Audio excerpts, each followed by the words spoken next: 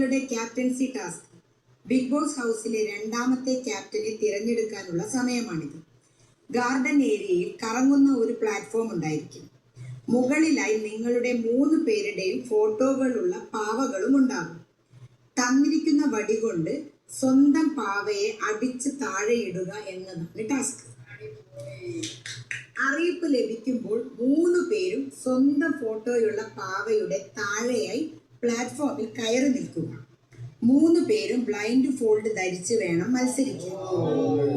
തന്നിരിക്കുന്ന വടി കൊണ്ട് പാവയെ അടിച്ച് നിലത്തിടണം.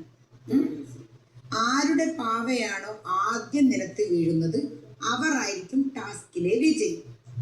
ഓർക്കുക, ആരാദ്യം പാവയെ അടിച്ച് നിലത്തിടുന്നു എന്നതിലല്ല കാര്യം, ആരുടെ മുഖമുള്ള പാവയാണോ ആദ്യം നിലത്ത് വീഴുന്നത് ആ വ്യക്തിയായിരിക്കും ബിഗ് ബോസ് ഹൗസിന്റെ അടുത്ത ക്യാപ്റ്റൻ.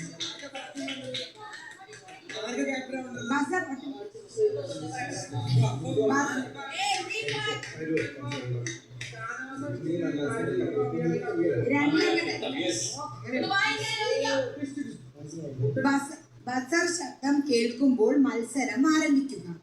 ബസർ ടു ബസർ ആയിരിക്കും സമയം. നോട്ട്: പ്ലാറ്റ്ഫോം കറക്കേണ്ടത് ക്യാപ്റ്റന്റെ ചുമതലയാണ്. Good luck big boss.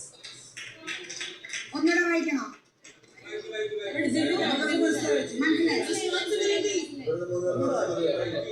Okay, ഒന്നുകൂടെ. പാവക്കൂത്ത്. ഇത് നിങ്ങളുടെ ക്യാപ്റ്റൻസി ടാസ്ക്. ബിഗ് ബോസ് ഹൗസിലെ രണ്ടാമത്തെ ക്യാപ്റ്റനെ തിരഞ്ഞെടുക്കാനുള്ള സമയമാണിത്.